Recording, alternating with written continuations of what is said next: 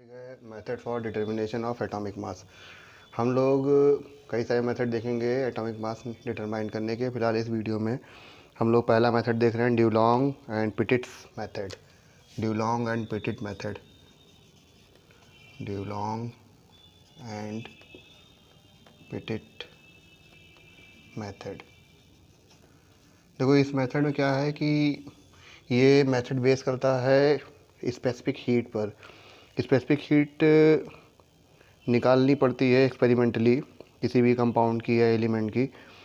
इसमें कहा जाता है कि किसी भी कंपाउंड या एलिमेंट का एटॉमिक मास और उसकी स्पेसिफिक हीट का मल्टीप्लिकेशन जो है वो अप्रॉक्सीमेटली इक्वल होता है 6.4 के।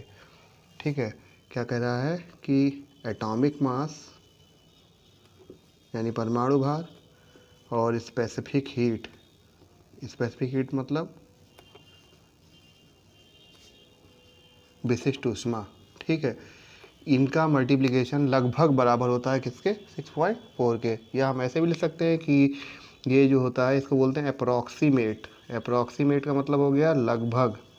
Approximate atomic mass is equal to हो जाएगा 6.4 upon specific heat of the compound और एलिमेंट। ठीक, तो अब यहाँ पर जो स्पेसिफिक हीट है जानते हो, तो इस तरह से करके अप्रॉक्सीमेट एटॉमिक मास निकालेंगे। इस पर हम लोग एक छोटा सा न्यूमेरिकल देख लेते हैं कि कैसे, अगर मान लो एग्ज़ाम में क्वेश्चन आता है तो हम कैसे ड्यूलोंग और पिटिट मेथड अप्लाई करके उस न्यूमेरिकल को सॉल्व कर सकते हैं। देखते हैं हम लोग। देखिए अब ये एक न्यूमेरिकल आपके सामने है। इसमें अ क्लोराइड एलिमेंट कंटेन 49.5% क्लोरीन। एक क्लोराइड एलिमेंट है जिसमें 49.5% क्लोरीन है। तो एलिमेंट कितना है, लिख दिया जाए mass of element. Mass of element क्या करें, 100 में से घटा लें, 100 माइनस कितना 49.5।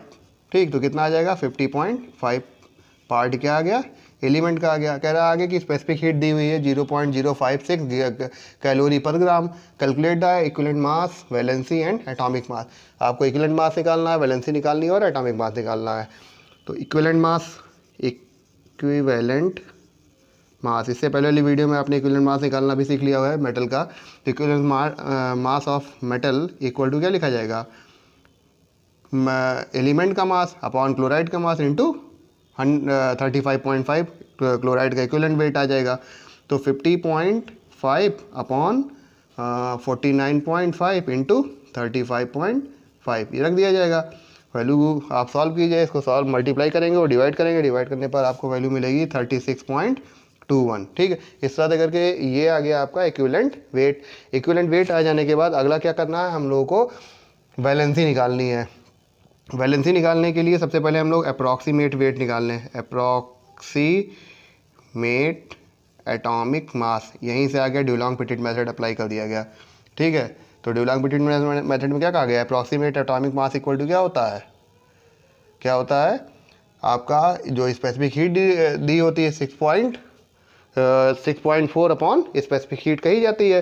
तो 0.056 ग्राम कैलोरी पर ग्राम। ठीक है, इसको सॉल्व किया जाए। इसको सॉल्व करेंगे तो आपकी जो वैल्यू आएगी कितनी, डिवाइड करके देखा जाए तो आ जाएगी लगभग 44.3। ये क्या आ गया, इसका अप्रॉक्सीमेट एटॉमिक मास आ गया। ठीक, लगभग एटॉमिक मास हम लोगों ने निकाल लिया। अब इसके बाद क्या करना चाहिए, हम लोग को वैलेंसी निकाल लेनी है और वैलेंसी निकाल के एग्जैक्ट एटॉमिक मास निकाल लेते हैं। ठीक है, तो वैलेंसी कैसे निकालोगे, तो वैलेंसी इक्वल टू होता है एटॉमिक मास, अप्रॉक्सीमेट एटॉमिक मास कितना 44.3 अपॉन जो उसका इक्विवेलेंट मास आया 36.21। इसको सॉल्व किया जाए, 44.3 डिवाइडेड बाई 36.21, इसको डिवाइड किया जाएगा तो लगभग आएगा 3.1। ये अप्रॉक्सीमेटली इक्वल 3 मान लिया जाए। तो वैलेंसी कितनी आ गई, 3 आ गई। जब वैलेंसी 3 आ जाएगी तो इक्विवेलेंट मास से उसे मल्टीप्लाई कर दिया जाए तो एग्जैक्ट एटॉमिक मास आ जाएगा। हम लोग को एग्जैक्ट एटॉमिक मास ही निकालना है। तो exact atomic mass equal to लिखा जाएगा इक्विवेलेंट वेट कितना 36.21 मल्टीप्लाई बाई 3।